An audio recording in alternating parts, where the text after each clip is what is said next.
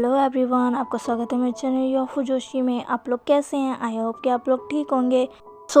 मैं आ गई हूँ अपनी एक वन शॉट स्टोरी के साथ। लेकिन स्टोरी स्टार्ट करने से पहले मैं आपसे कुछ कहना चाहती हूँ। गाइस, मैंने अपना जो रिसेंटली एक FF शेयर किया था जिसका नाम है कोल्ड प्रिंस ऑफ गोसू, तो मैंने उस पर गोल रखा था 1000 लाइक्स का। लेकिन अभी तक वो गोल पूरा नहीं हुआ। काफ़ी लोगों ने देखा है उसे, ऐसा नहीं है कि नहीं देखा है, लेकिन तब भी कि ज़्यादातर लोगों ने लाइक ही नहीं किया। लाइक इतने कम है, शायद आप लोगों को वीडियो पसंद नहीं आई, वो FF मेरा पसंद नहीं आया, स्टोरी अच्छी नहीं लगी। तो मैंने सोचा है कि अब मैं उसे आगे कंटिन्यू नहीं करूँगी, क्योंकि मैंने कहा था कि इसका नेक्स्ट पार्ट तभी आएगा जब इस पर 1000 लाइक्स होंगे। तो लेकिन 1000 लाइक्स नहीं है, तो मुझे नहीं लगता कि किसी को भी वो स्टोरी अच्छी लगी है। तो कोई बात नहीं, अब आज मैं अपना एक वन शॉट लेकर आई हूँ और मैं जल्द ही एक न्यू स्टोरी लेकर आऊँगी जो क्या पता आपको पसंद आए।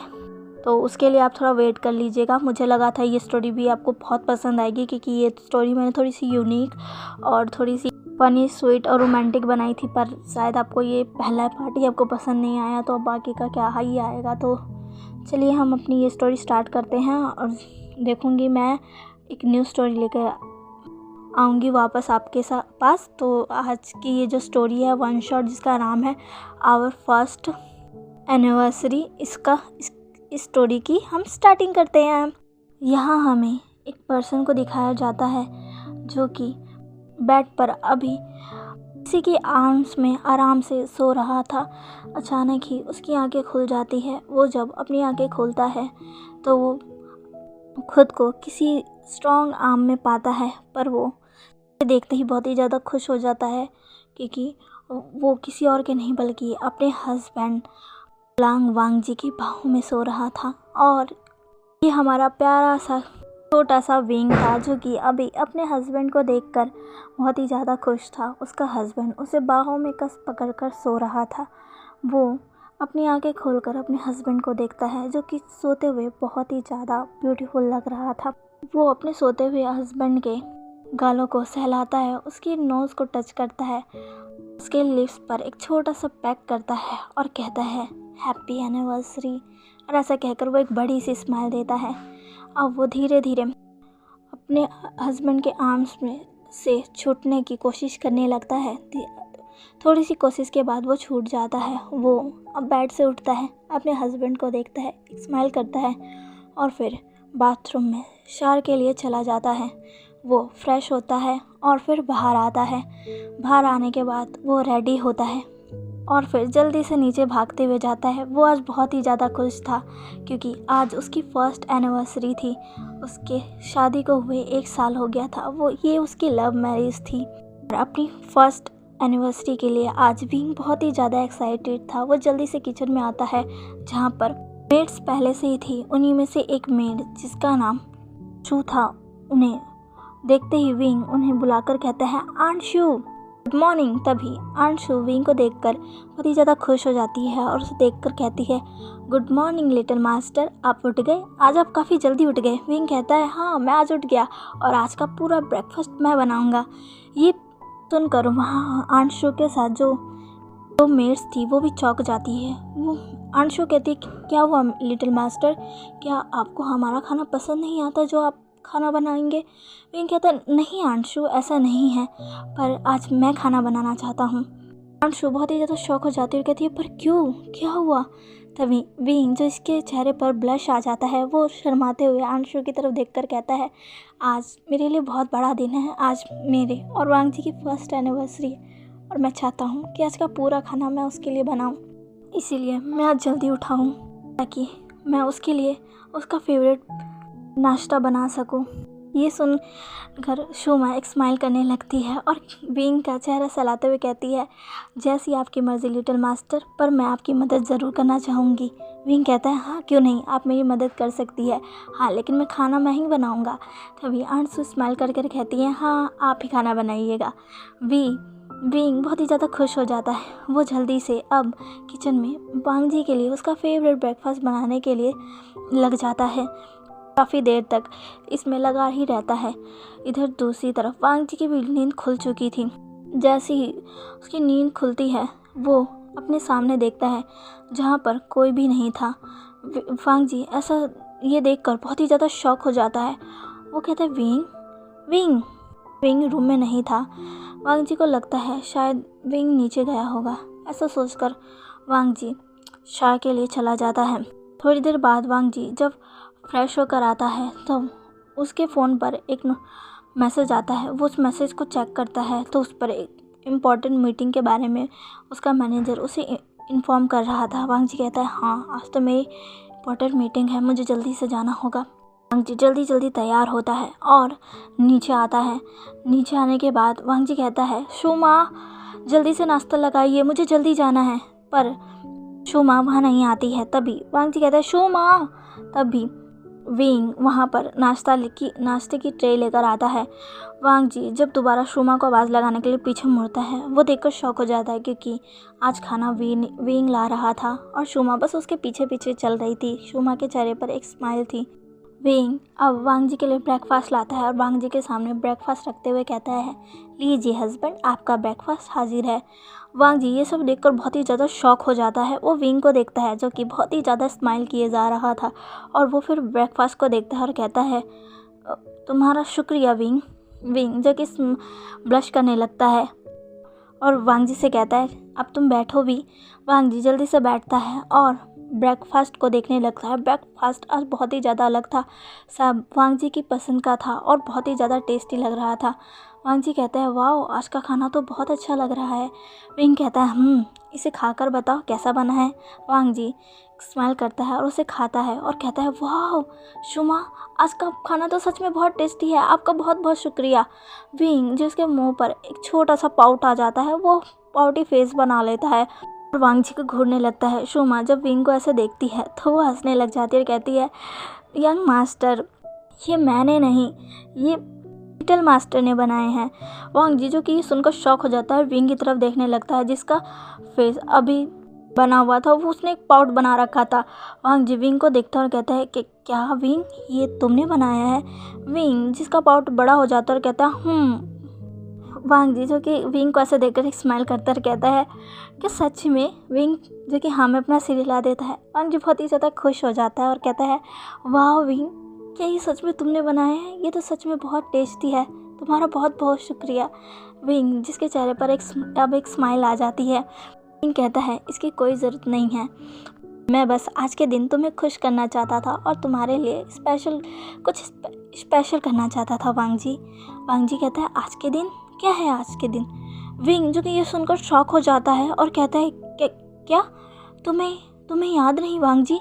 वांग जी कहता है क्या विंग। विंग कहता है वांग जी क्या कह रहे हो, आज क्या है तुम्हें याद नहीं। वांग जी कहता है विंग क्या आज कुछ खास है। विंग कहता है वांग जी तुम कैसे बोल सकते हो आज के दिन तो। तभी वांग जी का फ़ोन बजने लग जाता है। विंग कुछ कह ही नहीं पाता है। वांग जी जल्दी से फ़ोन रिसीव करता है जिस पर वांग जी का मैनेजर उसे मीटिंग में आने के लिए कह रहा था। वांग जी कहता है ओह विंग मुझे माफ़ करना, मैं तुमसे बाद में आकर जान लूँगा आज क्या है, अभी मुझे जाना होगा, मेरी एक ज़रूरी मीटिंग है। बाय विंग। ऐसा कहकर वो जल्दी से विंग के फोरहेड पर किस करता है, उसके गालों पर किस करता है और वहाँ से जल्दी से भागते हुए चला जाता है। विंग वांग जी को रोकने लगता है पर वांग जी रुकता नहीं है और वहाँ से भाग जाता है। विंग वांग जी को ऐसे देखकर उसे बहुत बुरा लगता है। आज उसकी फर्स्ट एनिवर्सरी है, उसे लगा था वांग जी उसे विश करेगा, उसे हक करेगा, उन दोनों के लिए कुछ स्पेशल प्लान करेगा, पर वांग जी आज भी अपने काम के लिए चला गया और उसने विंग का बनाया खाना भी नहीं खाया। उसने बस थोड़ा सा ही खाया था, उसने बस एक बाइट ली थी और वो एक बाइट लेकर ही चला गया। उसने विंग का खाना भी नहीं खाया है। विंग को ये देखकर बहुत ही ज़्यादा बुरा लगता है, वो मायूस हो जाता है, उदास हो जाता है। उसका फेस देखकर अंशु को भी बहुत ही ज़्यादा बुरा लगता है। अंशु विंग के पास आती और कहती विंग क्या तुम ठीक हो। विंग जो कि अंशु को देखता और कहता हाँ अंशु मैं ठीक हूँ। अंशु कहती है तुम चिंता मत करो, यंग मास्टर को कुछ काम आ गया होगा, पर वो जब वापस आएंगे तो देखना तुम्हारे लिए सच में बहुत स्पेशल चीज़ करेंगे, तुम चिंता मत करो। विंग कहता है क्या सच में। अंशु कहती है हाँ सच में, आज तुम्हारी फर्स्ट एनिवर्सरी है ना, तुम्हें उदास नहीं रहना चाहिए, तुम्हें तो खुश रहना चाहिए।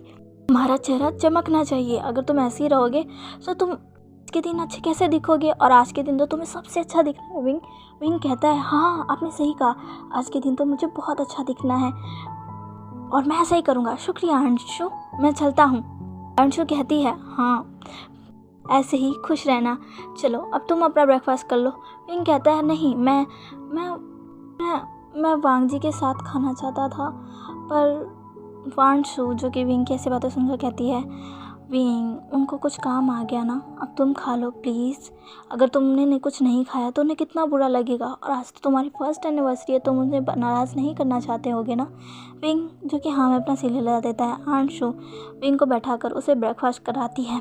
ऐसे ही वो पूरा दिन गुजर जाता है। पूरा दिन गुजर गया था, अब रात होने को आई थी, लेकिन वांग जी अभी भी नहीं आया था। विंग सुबह से वांग जी का बस वेट किए जा रहा था। उसे लग रहा था कि वांग जी आज के दिन जल्दी आएगा, उसके लिए कुछ सरप्राइज़ लाएगा, उसको हक करेगा, किस करेगा, पर ऐसा कुछ भी नहीं हो रहा था। धीरे धीरे रात और गुजर रही थी, पर वांग जी का कुछ भी अता पता नहीं था। अब विंग की आंखों में आंसू आने लग गए थे। उसने जो रात के लिए भी वांग जी के लिए खाना बनाया था वो भी ठंडा हो गया था। उसने जो रूम की डेकोरेशन की थी वो भी सारी बेकार हो गई थी। विंग को अब बहुत गुस्सा आ रहा था, पर उसे बहुत ही ज़्यादा रोना भी आ रहा था, क्योंकि ये उनकी फ़र्स्ट एनिवर्सरी थी और उसका हस्बैंड उसकी फ़र्स्ट एनिवर्सरी पर ही विंग को अकेला छोड़ गया और अभी तक नहीं आया। विंग की आंखों में अब आंसू आ गए थे। वो अब अपने रूम में अकेला बैठा हुआ था। विंग को अब वांग जी पर बहुत गुस्सा आ रहा था। विंग ने अब ठान ली थी कि वो वांग जी से बिल्कुल भी बात नहीं करेगा। वो उनकी फ़र्स्ट एनिवर्सरी कैसे भूल सकता है। विंग ने आज पूरे दिन वांग जी के लिए कितनी सारी चीज़ें की थी।